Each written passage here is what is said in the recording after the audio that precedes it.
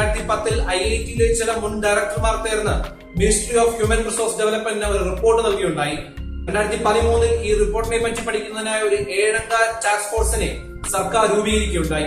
അങ്ങനെ April 2013 NGA രൂപീകരിക്കാൻ തീരുമാനമായി. 2017 അന്നത്തെ ബഡ്ജറ്റ് സ്പീച്ചിൽ അന്നത്തെ ഫിനാൻസ് മിനിസ്റ്റർ ആയിരുന്ന അരുൺ ജെയ്റ്റ്ലി ആദ്യമായിട്ട് NGA രൂപം നൽകുന്നുവെന്ന് അനൗൺസ്മെന്റ് നൽകി.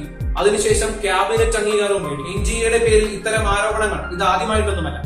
2020 JEE മെയിൻസ് പരീക്ഷയിൽ നീൽ നക്ഷത്രദാസ് എന്ന വിദ്യാർത്ഥി ആൾമാറാട്ടം നടത്തി പരീക്ഷ വിജയിച്ചതിനെ വിധി എന്ന മധ്യപ്രദേശുകാരി 590 മാർക്ക് നേടിയിട്ടും 6 മാർക്ക് മാത്രമേ നേടിയുള്ളൂ എന്നുള്ള വ്യാജ റിസൾട്ട് പബ്ലിഷ് ചെയ്തതിനെ അതിനെ തുടർന്ന് വിധിയുടെ ആത്മഹത്യയും ഒക്കെ ഈ ആരോപണങ്ങളിൽ പെടും. 24 ലക്ഷം വിദ്യാർത്ഥികളുടെ ആഗ്രഹങ്ങളും കഠിന പ്രയത്നവും ഊണും ഉറക്കവും ഇല്ലാത്ത പഠിത്തവും ഒക്കെയാണ് NGA ഇപ്പോൾ തല്ലിക്കെടുത്താൻ ശ്രമിക്കുന്നത്. ഇതിനെതിരെ ശക്തമായ പ്രതിഷേധം ഈ ചാനൽ വഴി നിങ്ങളെ ഞാൻ അറിയിക്കുന്നു. ഈ വീഡിയോ നിങ്ങൾക്ക് ഇൻഫോർമേറ്റീവ് ആയെന്ന് വിശ്വസിക്കുന്നു.